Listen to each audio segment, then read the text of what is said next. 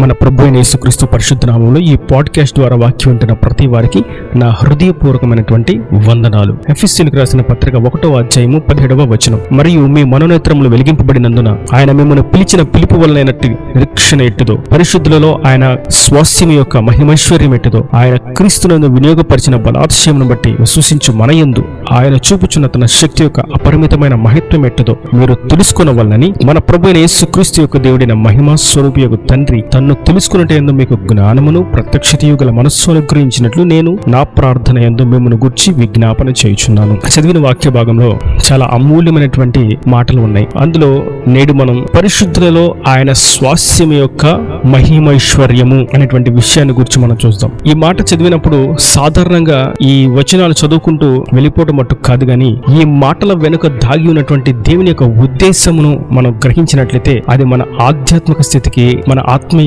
జీవితంలో ఎంతో ప్రోత్సాహాన్ని కలుగు చేస్తుంది. ఆయనకి ఒక స్వాస్థ్యం ఉంది, ఆ స్వాస్థ్యము మనమే. మరియు ఆయన తన స్వాస్థ్యముకు మహిమైశ్వర్యాన్ని ఇచ్చాడు. ఏంటి ఆ మహిమైశ్వర్యం? లోకంలో చాలా మంది ఐశ్వర్యవంతులు ఉంటారు, కారణం వారికి చాలా ఐశ్వర్యం ఉంది అని అర్థం. లోకంలో చాలా మంది ధనవంతులు ఉంటారు. ఎందుకు ధనవంతులుగా పిలువబడుతున్నారంటే వారి యొద్ద ధనం ఉంది. మరి ప్రభు సెలవిస్తున్నటువంటి మాట తన ప్రజలను గూర్చి, తన విశ్వాసం గూర్చి, తన వాగ్దాన సంతతిని గూర్చి, తన స్వాస్థ్యమును గూర్చి నేను వారికి మహిమైశ్వర్యమును ఇచ్చాను. ఏంటి ఆ మహిమైశ్వర్యం? లోకస్తుల యొద్ద ఆ మహిమైశ్వర్యం ఉండదు. నిజంగా క్రైస్తవులుగా జీవిస్తున్న వారి యొద్ద ఆస్తిపాస్తులు ఉండవు, ధనభోగాలు ఉండవు. కారణం ఏంటంటే రెండు వ్యతిరేకం. సత్య క్రైస్తవులు డబ్బులు కూడబెట్టుకోవాలి, దాచుకోవాలి అనేటువంటి ఆలోచన రాదు. దానికి నిదర్శనం ఆది అపోస్తుల సంఘంలో వారికి ఉన్నటువంటి ఆస్తిపాస్తులను, స్థలాలను, ఇండ్లను అమ్మి అపోస్తుల యొక్క పాదాల చెంత పెట్టారు. అనగా దేవునికి అర్పించేశారు. ఈ భూమి మీద మాకు మనుగడ జాలించడానికి కావలసినంత మట్టుకు మాకు ఉంది, ఇంకింతకు మించి మాకు అక్కర్లేదు అని దేవుని కానుకగా అర్పించేశారు. దేవుని సేవకులకు సమర్పించేశారు. పరిచర్లో వారు దాన్ని అందరికీ పంచిపెట్టారు. ఇది క్రైస్తవుల యొక్క విధి. డబ్బును కూర్చుకుంటూ, ధనాన్ని పోగేసుకుంటూ, ధనాన్ని దాచుకుంటూ ఉండేవాడు క్రైస్తవుడు కాదు, సేవకుడు అస్సలు కానే కాదు. తన జనులు, తనతో ఉన్న, తన చుట్టూ ఉన్నవారు కష్టాల్లో, ఇబ్బందులు బాధపడుతుంటే వీరు డబ్బును లెక్కేసుకుంటూ, దాచుకుంటూ, కూర్చుకుంటూ, లావాదేవీలను జరుపుకుంటూ, సుఖభోగాలు అనుభవిస్తూ, తమ తాలిమికి మించిన, తమ స్తోమతకు మించినటువంటి వాటిని అనుభవిస్తూ సొత్తు చూసుకుంటూ ఉంటే అది క్రైస్తవ్యము కాదు, మరియు అసలు వారు సేవకులే కాదు. వాక్యం సెలవిస్తుంది ఆయన తన ప్రజలకు డబ్బును, ధనాన్ని, ఆస్తిని కాదు గాని అంతకంటే మించిన ఒకటి ఇచ్చాడు, అదే మహిమైశ్వర్యం. ఇంతకీ మహిమైశ్వర్యం అంటే ఏంటి? ఆ మహిమైశ్వర్యం వల్ల తన ప్రజలకు వచ్చేటువంటి లబ్ధి ఏంటి అనగా మనకు కలిగేటువంటి ఆ సంతోషము, ఆనందము, ఆ ప్రోత్సాహము, ఆ విలువలు ఎటువంటి విధంగా ఉంటాయి అని మనం చూసినట్టయితే మహిమైశ్వర్యము అనగా పరిశుద్ధాత్మ యొక్క మరొక నామకరణము. ఈ పరిశుద్ధాత్మను గూర్చి ప్రభు సెలవిస్తున్నారు, అది ఒక మహిమ ఐశ్వర్యం. మహిమ మరియు ఐశ్వర్యం, మహిమతో కూడినటువంటి ఐశ్వర్యం.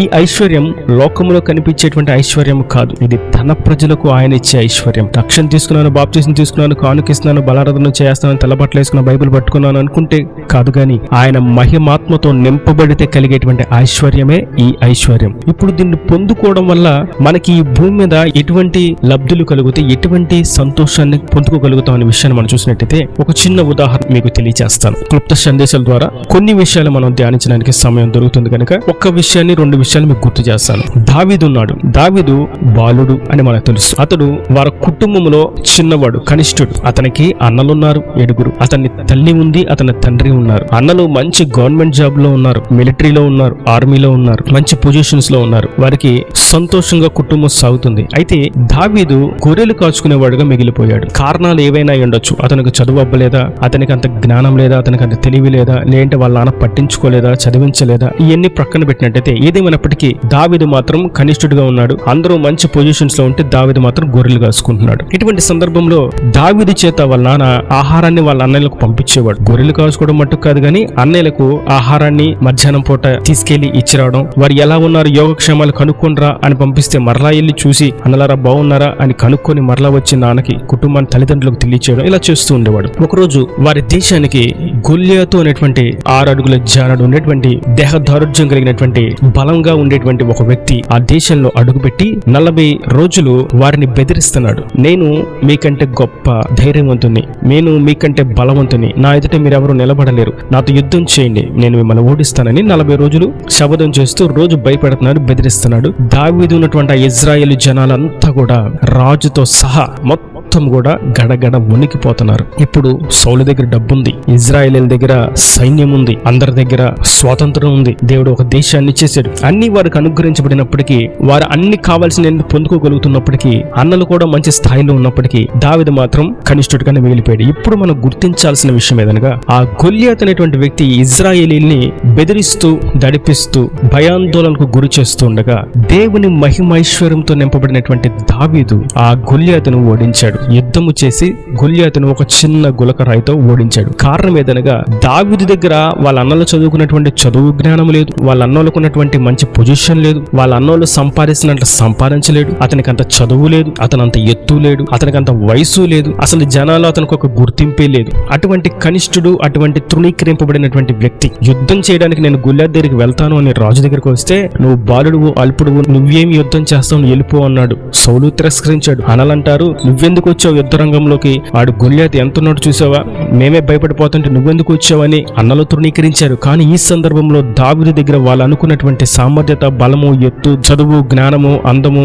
బలము లేదు. కానీ దావీదు దగ్గర ఒకటే ఉంది, అదే దేవుడిచ్చినటువంటి మహిమైశ్వర్యం. ఆ మహిమైశ్వర్యం చేత దావీదు సులువుగా గొల్యాతును జయించగలిగాడు. ఈ సన్నివేశంలో మనం గుర్తించగలిగినటువంటి విషయం ఏదనగా, మన దగ్గర దేవుని యొక్క మహిమైశ్వర్యం ఉంటే లోకంలో ఉన్నటువంటి ఐశ్వర్యం మనకు అక్కర్లేదు, లోకంలో ఉన్నటువంటి స్థానాలు, పలుకుబడులు మనకు అక్కర్లేదు, లోకంలో ఉన్నటువంటి ఆస్తి పాస్తులు మనకు అక్కర్లేదు, లోకంలో ఉండేటువంటి ధన భోగాలు మనకు అక్కర్లేదు, భోగ భాగ్యాలు అక్కర్లేదు. ఈ మహిమైశ్వర్యంతో సమస్తము జయించగలుగుతాం. ఈ మహిమైశ్వర్యంతో ఈ లోకంలో క్రైస్తవుడు అంటే ఎలా ఉంటాడో చూపించగలుగుతాం. ఈ మహిమైశ్వర్యంతో పరలోక రాజ్యానికి మనం వారసులుగా, హక్కుదారులుగా చేర్చబడతాం. ఈ మహిమైశ్వర్యంతో దేవుని కొరకు మాదిరిగా ఈ భూమిని జీవించగలుగుతాం. దేవుని యొక్క పరిపూర్ణమైనటువంటి సంతోషాన్ని, సమాధానాన్ని, నెమ్మదిని ఈ భూమి మీద మనం అనుభవించగలుగుతాం. కనుక దేవుడిస్తున్నాడు, తన స్వాస్యంకు ఒక మహిమైశ్వర్యాన్ని ఇచ్చాడు. ఇప్పుడు ఇంతకీ మనం చూస్తాం, ఈ మహిమైశ్వర్యాన్ని తన స్వాస్యముకి ఇచ్చాడు అనగా ఎవరు ఆ స్వాస్యము? మనం జాగ్రత్తగా గమనించినట్లయితే, పరిశుద్ధులలో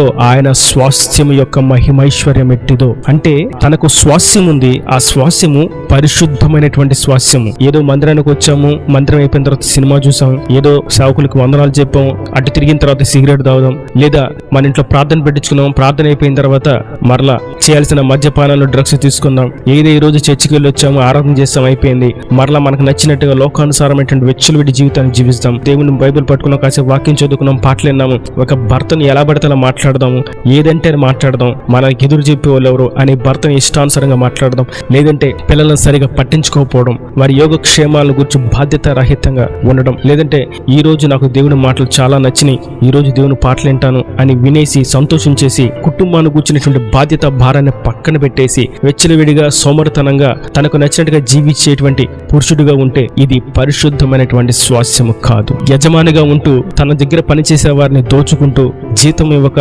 వాటిని దొంగిలించేటువంటి దొంగగా మారితే అది ఆయన స్వాస్యము కాదు. యజమానుడు ఉన్నాడు, పరలోక యజమాని మనందరికీ ఉన్నాడు, చూస్తున్నటువంటి ఆలోచన, వివేచన, జ్ఞానము లేకపోతే అది దేవుని స్వాస్యము కాదు. నా యజమానుడు నాకు నమ్మకంతో ఈ పని అప్పగించాడనే నమ్మకంతో ఆ పని చేయకుండా యజమానికి, సంస్థకు నష్టాన్ని కలిగించేటువంటి ఉద్యోగస్తుడుగా ఉంటే అది దేవుని స్వాస్యము కానే కాదు. సేవకుని వెంబడిస్తూ సేవకునికి తెలియకుండా చేయకూడనటువంటి క్రియలు, అక్కడ మాటలు ఇక్కడ, ఇక్కడ మాటలు అక్కడ చెప్తా కుండెలు మారిగా ఉంటే అది దేవుని యొక్క స్వాస్యము కాదు. తోటి సహోదరుని, తోటి సేవకుని ప్రేమించలేని వారు దేవుని స్వాస్యము కానే కాదు.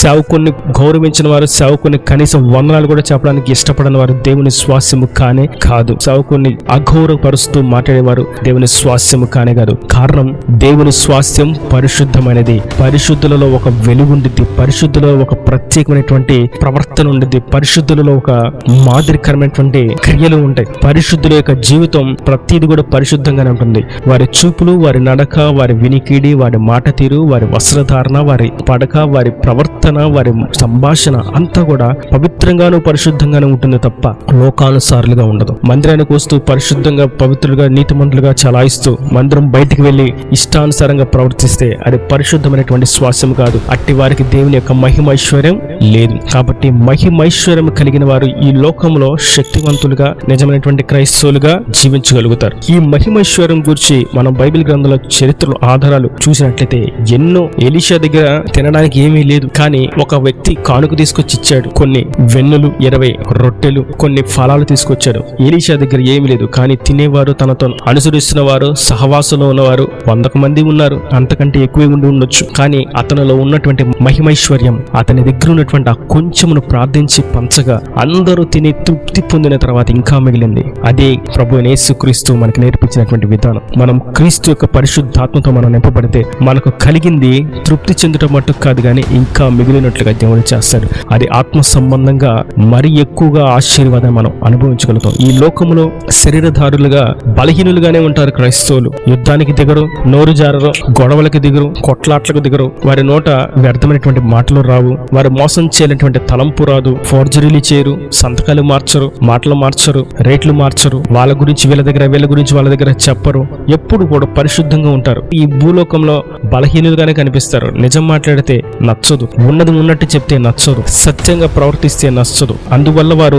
బలహీనులుగా, వారి మంచితనం ఎదుటి వారికి అసమర్థులుగా తీర్చిదిద్దుతుంది. ఆ సందర్భంలో పరిశుద్ధులు బలహీనులుగానే కనిపిస్తారు, కానీ వారిలో ఉన్నటువంటి మహిమైశ్వర్యం ఏ వేళ చెల్లించలేనిది, ఎవ్వరూ కూడా తాకలేనిది, సాధారణ మనుషులు పొందుకోలేనిది. అది ప్రభు తన ప్రజలకు స్వాస్థ్యంగా ఇచ్చాడు, తన ప్రజల స్వాస్థ్యమునకు ఆస్తిగా ఇచ్చాడు.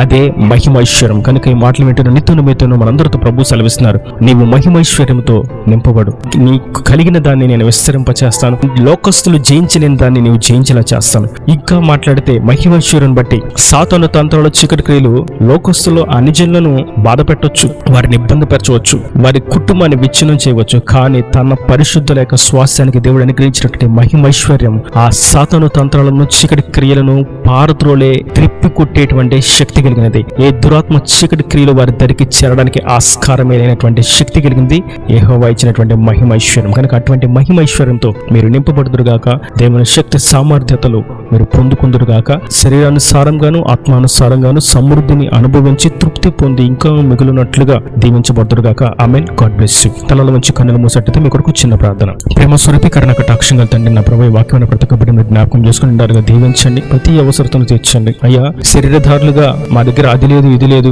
మేము బలహీనులుగా ఉన్నాం, మా దగ్గర డబ్బు లేదు, మేము అప్పుల్లో ఉన్నాం, ఆస్తిపాస్తులు లేవు, మాకే స్వాస్థ్యం లేదు, మేము అనారోగ్యంతో ఉన్నటువంటి బలహీనతలో వాళ్ళు ఉండక నీ మహిమైశ్వర్యంతో నింపబడితే ఎటువంటి శక్తి, బలము, ధైర్యము, ఉద్యమం, ప్రోత్సాహం కలుగుతుందో అది స్పష్టంగా తెలియజేశారు. లోకంలో ఉన్న వారు జయించలేనిది నీ మహిమైశ్వర్యం పొందుకున్న వారు జయిస్తారని, లోకాన్ని జయిస్తారని, పాపాన్ని జయిస్తారని స్పష్టంగా తెలియజేశారు. ఈ మాటలు విన్న ప్రతి వారిని అటు విధంగా దీవించండి, మహిమాత్మతో మహిమైశ్వర్యంతో నింపి ఉజ్జీవింపజేసి రాజరాజ్యాన్ని సిద్ధపరచమని, సమస్త కుదులు కోరతలు తీసి సమృద్ధిని దయచేయమని యేసు పరిశుద్ధాన్ని ప్రార్థించి వేడుకుంటున్నాను తండ్రి. ఆమేన్, ఆమేన్.